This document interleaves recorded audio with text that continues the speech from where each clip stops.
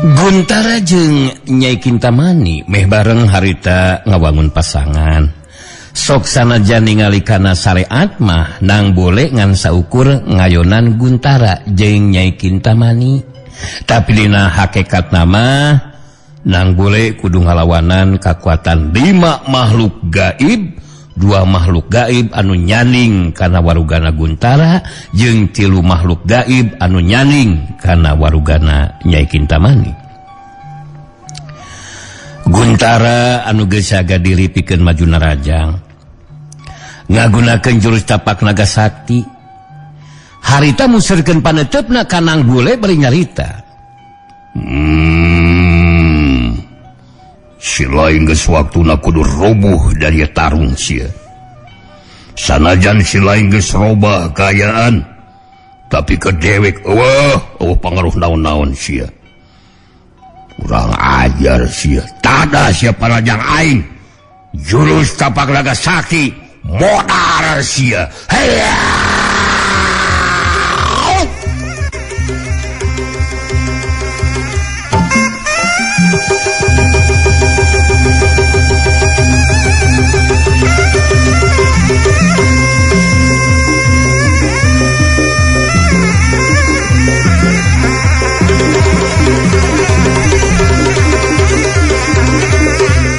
Jurewat Cilung Guntara maju narajang dituturkeun ku Nyai Kintamani anu milu marengan kana panarajangna Guntara.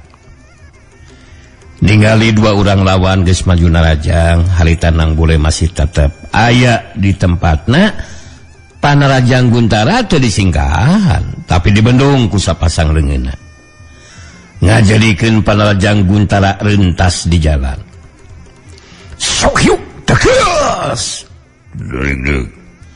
Guntara ngadaligdeug kadorong mundur ka tukang sababaraha lengkah. Sok yuk. Datang panarajang Nyai Kintamani. Sabetan pedang nang arah kana dada lawan. Rikat ngan sakolepat nang bule geus aya di gigireun badan lawan. Sok yuk gerak kolepat. Plos. Nyai Kintamani geus rek ngagilirkeun badana, nyabetkeun pedangna kana anggota badan lawan. Tapi kaburu kapiheulan ku nang bule anu ngasupkeun panarajangna kana kekemplongna lawan. Sak hiuk deg gas. Bangkieun. Nyai Kintamani ngabangkieun menurah sababaraha lengkah ka tukang. Nang bule rada kageteun oge sabab Nyai Kintamani anu kabeunangan ku panarajangna tetela teu ngageronahan ka nyeri. Sok sanajan gabangkeun ka tukang sedengkeun Guntara anu geus mancukeun tangtunganana. Harita Guntara maju di narajang cuelas hiuk. Datang di panarajangna Guntara rekat nang bule ngapelung panarajang lawan. Ngabendung panarajang lawan ku sapasang leungeunna. Sok yuk. Geseh waktu sababaraha detik disanggeusna ngabendung panarajang lawan. Harita nang bule ngasupkeun panarajang leungeun ka tuhuna ngahantem kana dada lawan. Sak hiuk cebrot. Tes. Jodoh aing kabeunangan anjing. Aing kabeunangan ono. Edan.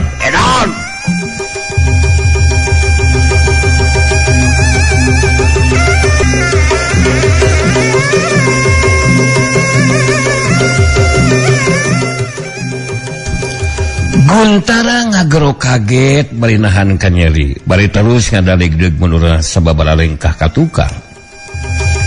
Jurewat Cilung. Datang di panarajang ti Guntara. Kitu jeung kitu we tarung anu lumangsung. Guntara jeung Nyai Kintamani pilih genti narajang kanu jali lawan. Bangun anu taya kacape da puguh dibantu atuh ku kakuatan makhluk gaib anu nyanding dina warugana. Nang bule dina ngayonan 2 urang lawana harita geus teu sempet merhatikeun kayaan Jakawanara. Kitu di Aceng jeprut oge non alina harita kaya anu nyahun mun Jakawanara anu karekoneal hudang dilumpuhkeun ku jalma anu ngajolat datang. Sangeusna ngalumpuhkeun Jakawanara terus dipanggul dibawa ku eta jalma. Eta jalma teh pikeun dunya kajawaraan mah geus teu asing deui nu katelah Trenggono jago Gunung Bromo kasup jago di Tatar Wetan anu geus lila makalangan di Tatar Sunda. Duka teuing naon maksudna bahwa Jakawanara anu ngan sacuelak geus tinggalkeun eta patempatan. Sedengkeun Nang Bule anu keur tarung ayonan dua urang lawana jadi beuki panasaran ningali kakuatan anu dilawan. Anu can bisa dirubuhkeun sanajan geus kabeunangan ku panarajangna. Akhirna Nang Bule nangtukeun sikepna pikeun ngagunakeun 3/4 bagian kakuatan puncakna.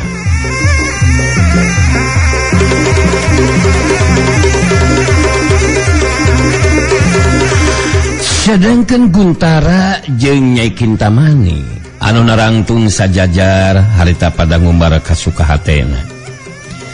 Nyai Kintamani anu leuwih ti heula nyarita di barung jeung seuri. Kalah kakayaan we nu robah maneh teh Nang Bule. Tapi dina kanyataan mah panajang maneh teu mampu ngarubuhkeun aing duaan. Anu matak maneh moal jauh beda jeung aki maneh Sirawing. Anu ngasaukur boga ngaran tapi kamampuanna jauh tina kanyataan. Dasar belagung. Kurang ajar sakaos nu heueuh we kaos nu heueuh, kaos nu heueuh. Si laing beuki bingung. Bingung naon?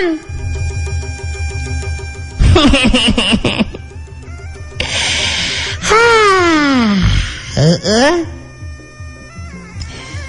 Justru didinya nu ciga nu bingung mah ningali kakuatan daya tahan badan anu dilawan kabuktian tapikeun ka ayeuna. Sanajan dewek jeung Kintamani geus kabeunangan ku panarjang Silaing, tapi teu naon geuningan? Benar lah sia. Nang Bule bingungnya. Ake jeung bingung sagarupa. Lah, tapi tetep saling cal mampu ngarubuhkeun dewek duaan. Pak, aya buktikeun kahebatan Silaing mun heueuh incuna Silawing sia. Tah dengekeun sia. Dengekeun. Nang Bule teh can ngajawab. Ngan harita ngadenge aya sora tanpa jirim nyata sorana Puja Suwarna anu soranangan bisa kadenge ku Nang Bule sorangan. Nang Bule kaula Puja Suwarna rek ngabejaan nginaan daya kakuatan nu jadi lawan sabab Guntara jeung Nyai Kintamani masing-masing aya nu ngabantu ku kakuatan ilmu gaib ngajadikeun Guntara dibantu ku dua makhluk gaib anu nyaning kana warugana. Sedengkeun Nyai Kintamani dibantu ku 3 makhluk gaib anu nyaning kana warugana. Sedengkeun anu geus ngabantu kamaranehna duaan teh nyaeta Aki Rungking. Ayeuna eta aki-aki teh cicing di tempat anu rada anggang. Bari berhatikeun lumangsungna taru kaula teu bisa ngabantu sabab kakuatan ilmu gaib Aki Rungking leuwih punjul tibatan kaula. Tapi kaula bakal ngabejaan kalemahan 2 urang lawan Nang Bule. Sangkan makhluk gaib anu nyaning kana warugana pada kalaluar tina warugana Guntara jeung Nyai Kintamani.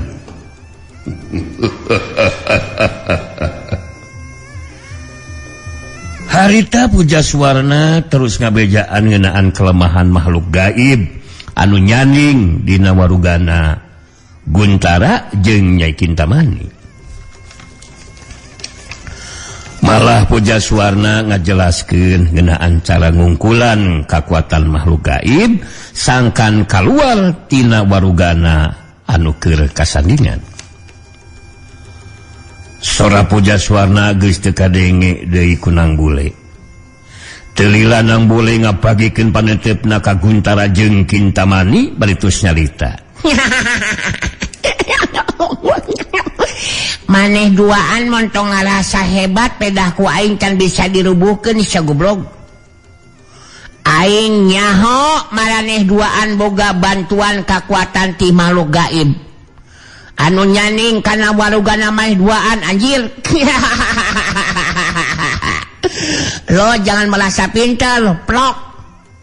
Keur aing mah moal make kelu eleh ku kakuatan makhluk gaib anu ngabantu maneh duaan. Sargun Kintamanyon, Kintamanyon, Kintamanyon. Kurupa-rupa pisan si plok. Guntara jeung Nyai Kintamani silih reret. Duanana karageteun sabab Nang Bule bisa nyahun kana kayan maranehna duaan anu dibantu ku kakuatan makhluk gaib anu nyaning kana warugana masing-masing. Tapi Guntara jeung Kintamani pada nyumputkeun kakagetna. Harita Nyai Kintamani nyarita di barung jeung seuri ditujukeun ka Nang Bule. Maneh montongnya capek ka mana karet Nang Bule? Abangnya bibir triwangku sateh. Aing jeung Guntara boga kakuatan jeung kamampuan anu eueuh hubunganana jeung kagaiban. Maneh montong ngarang sateh. Maneh memang geus bingungnya. Sabab ngerasa geus moal mampu ngungkulan ojek lawan. Sakamana meuni wae ngomong teh goblok. Ngajarkeun aing dibantu ku makhluk gaib sarupa. Mana. Nu sidik mah didinya geus bingung geus kateter. Kadituna si laing malila deui modar. Guntara milu nyambungan karena carita Nyai Kintamani. Harita nyarita ditujukeun ka Nang Bule.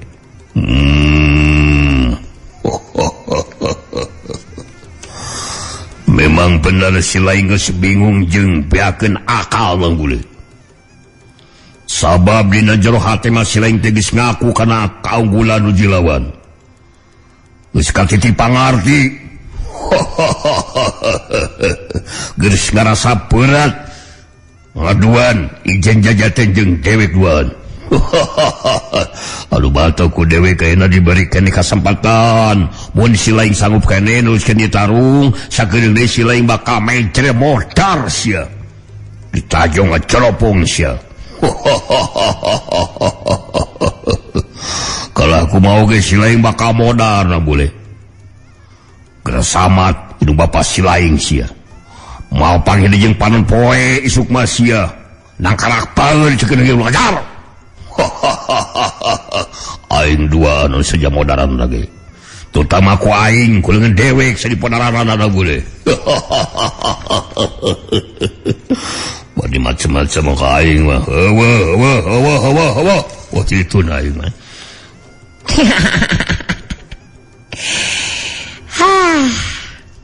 Tawas nu hareueuh we jeung da aing geus apal atuh seteh plok. Sigan heueuh. Alah, malaneh duaan teu kudu nyumputkeun ka kaget. Peda aing geus nyaho kana kayan maneh duaan. Anu dibantu ku kakuatan makhluk gaib. Hasok marajo sia. Sok narajang sia ku aing bakal dibuktikeun maneh duaan bakal dirubuhkeun ku aing. Sabalikna tadi sia kain ngabacot aing sageureung deui saja modal saja ngababat lang jadi bugang. Wah anjir, wah tilituna aing mah. Ieu masih kurang ajar. Srog Guntara jeung Nyai Kintamani pada ngawangun pasangan. Masing-masing bakal ngagunakeun kakuatan sapinuhna mangrupa kakuatan gabungan antara talaga lapisan jeung kakuatan makhluk gaib anu nyaning kana warugana masing-masing.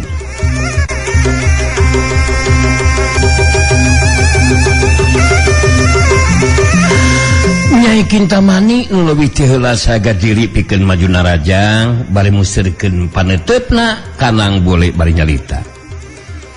Maneh montong ngimpi sanang bule bakal mampu ngarubukeun aing anu puguh mah maneh anu bakal dirubukeun ku aing sia nang bule koplok hayya Jorela cilung Nyai Kintamani majuna Rajang dituturkeun ku Guntara anu marengan kana panarajangna Nyai Kintamani. Sedengkeun nang bule geus saga diri pikeun ngagunakeun 34 bagian kakuatan puncakna. Waktu panarajang Nyai Kintamani datang harita nang bule anu geus dibejan ku Pujaswarna ngeunaan kelemahan jeung ngungkulan kakuatan gaib, harita nang bule katingali nyingkahan tusukan pedang kana dadana. Nang bule ngan sakolepat geus aya di tukangan badan lawan. Shoot! Kurasa! Hiup tuelat! Kolepat! Plos! Panarajang Nyai Kintamani deukeuna kana sasaran. Sedengkeun nang bule anu geus aya di tukangan badan lawan langsung ngalakukeun panarajang balasan kanuju lawan. Panarajang leungeun kenca ngahantem kana walikat lawan anu belah kenca. Dengkeun leungeun katuhu nang bule ngacambak bukna Nyai Kintamani ditarik ka tukang tepikeun ka Nyai Kintamani ngadang heula ka tukang. Kajadian lumangsung teh dina waktu anu cepetna keran. Samemeh panarajang Guntara datang Nyai Kintamani geus ngacungkel rubuh teu inget ke bumi alam. Gas! Panarajang leungeun kenca nang bule ngahantem walikat kenca lawan. Sedengkeun leungeun katuhu terus ditarik ka tukang. Set jambak tarik ret cungkal kebun.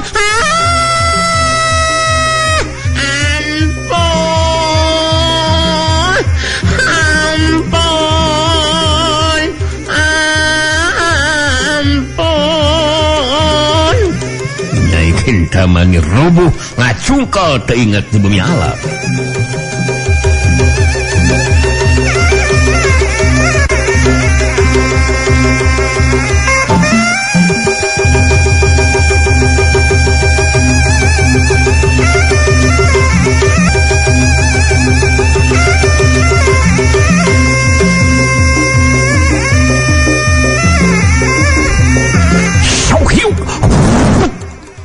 Datang panarajang Guntara rikat nang bule ngapenung panarajang lawan ku sapasang leungeunna.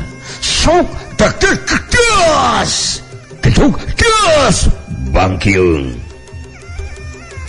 Guntara ngabangkiung mundur sababaraha lengkah ka tukang. Sedengkeun nang bule ngacelat ka tukangan badan lawan.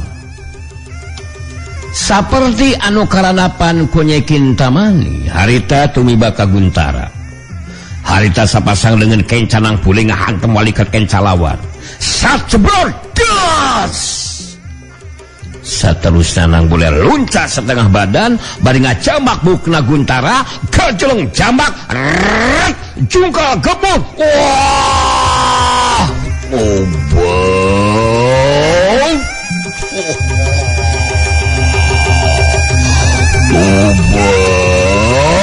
Obat, aduh.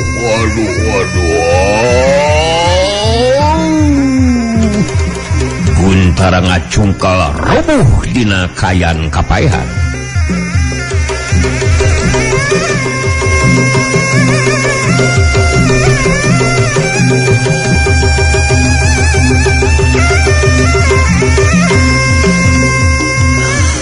Nang bule mancuh dina tangtunganana bari merhatikan dua orang lawana anu geus dirubuhkeun sakaligus jeung ngungkulan makhluk gaib anu nyaning kana warugana Guntara jeung Nyai Kintamani. Dina kayan keur kitu aya dua cirim anu datang. Solat. Cilung, cilung. Gulug-gulug. Dua cirim pada mancuh dina hareupeun nang bule.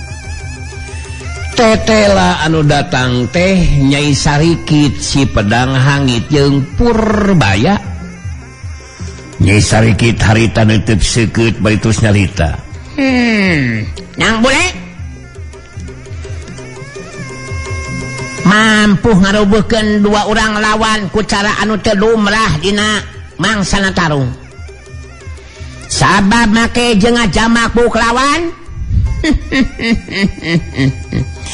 Ayeuna kuring Nyai Sarikit jeung Purbaya anu bakal ngayunan si laing nang bule. Tong macam-macam jeung aing mah. Sok dek main kumaha jeung aing mah. Main licik sok jeung aing mah. Urang ajar sia. Purbaya sok sanajan hatena kaeunteupan ku perasaan sentar sabab ningali kahebatan nang bule. Tapi manehna milu nyambungan caritaan ka nang bule. Si laing kudu ngarti lah bule. Dewek jeung Nyai Sarikit kasucal mah nu bakal ngapela jeung apantu ka Guntara jeung Nyai Kintamani. Jadi si laing tong ngarasa geus unggul sia kurang ajar.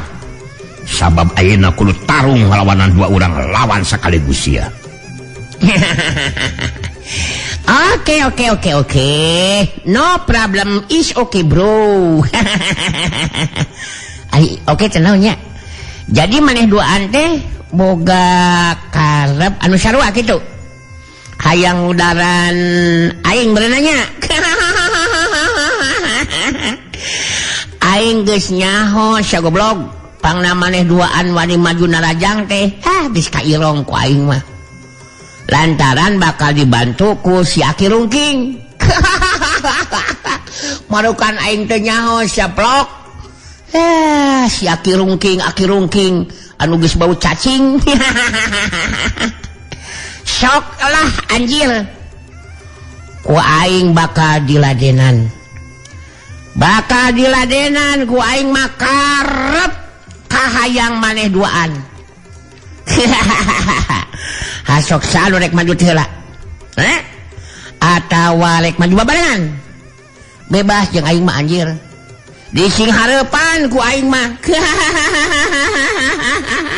Sok tong asa-asa tong ngahunten sate koplok. Purbaya nyabut senjata ruyung wasiwulu. Mangrupa senjata andalanana nu diselapkeun dina cangkeng belah kencana. Nyai Sarikit ge mesat pedangna. Barang pedang dipesak ka ambeuk ngahiup bau hangit. Meh dina waktu nu bareng duanana pada ngabangun pasangan. Srog. Harita Nyai Sarikit anu leuwih ti heula. Saya gapikeun majuna rajang bari musirkeun paneutupna ka nang bule terus nyalita. Nang bule, urang mimitian talungna sia kurang ajar. Si Sarikit mimbana kemampuan ilmu silat nu leuwih punjul ti si Kintamani sia kurang ajar. Jadi si laing tong kaget mun anggota badan maneh kabeunangan ku sabetan ieu pedang. Tatuna bakal nutungkeun kulit jeung daging. Rek saha anu kebantu si laing? Mun kabeunangan ku aing ku sabetan, dek saha nu ngubaran? Tangtuna oge sia modar sakedeung deui. Modar sia.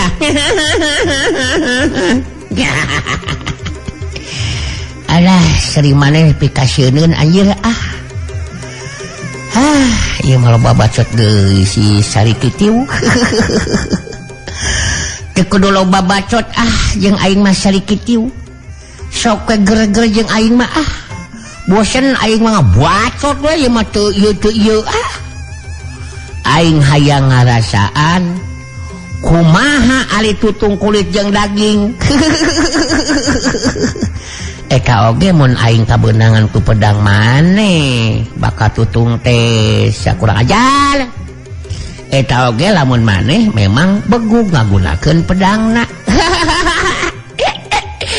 Nyali teu begug jeung teu keunama rek bisa tutung kulit jeung daging kumaha. Dasar jelema weureu, jelema lieur, jelema belegug. Kawas lain kolot wae anjir. Tutung daging jeung kulit naon lamun geus asak dek dilebok kitu, heuh. Rupa-rupa pisan sia mah ah. Kurang ajar. Ku aing aya bakal dibuktikan. Nya sok lain ku jang ajar kurang ajar sia ah. Kalau sain kolot we si brewet cenglek, sok buktikan. Lain ngocomang we teh. Tadah sia. Hap ah hayya.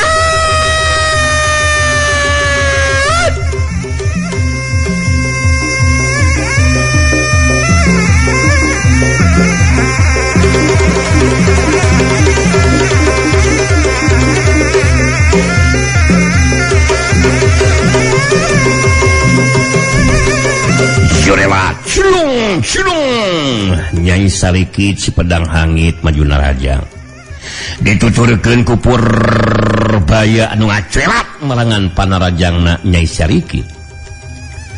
Samemeh panarajang lawan datang harita nang boleh nyelang ngarelet ka tempatna Aki Rungking anu harita keur musirkeun perhatianana kana lumangsungna eta tarung. Syut datang sabetan pedang Nyai Sarikit anu nembarkeun bau hangit.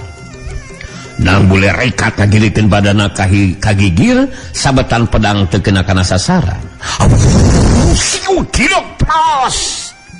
Sabetan pedang teu kena kana sasaran.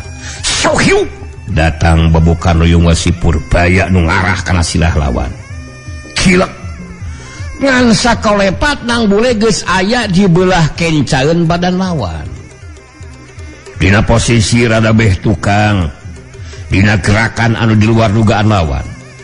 Tacongan suku katunang bule ngahantem kana cangkeng kenca lawan. Jadah cangkeng bola anjing. Anjing cangkeng aing bola. Purbaya ngagerok kaget bari nahan ka nyeri bari terus ngadalik jeung kagigir belah katuhu meh nubruk kana badana Nyai Sarikit. Tapi Nyai Sarikit tabulungakeun takluncat langsung ngalakukeun panarajang susulan. Pedang rek nusuk kana beuteung lawan, orokaya gerakan nang boleh leuwih cepet tibatan panarajang dilawan. Lantaran harita Nyai Sarikit ngacungkeun leungeunna tanda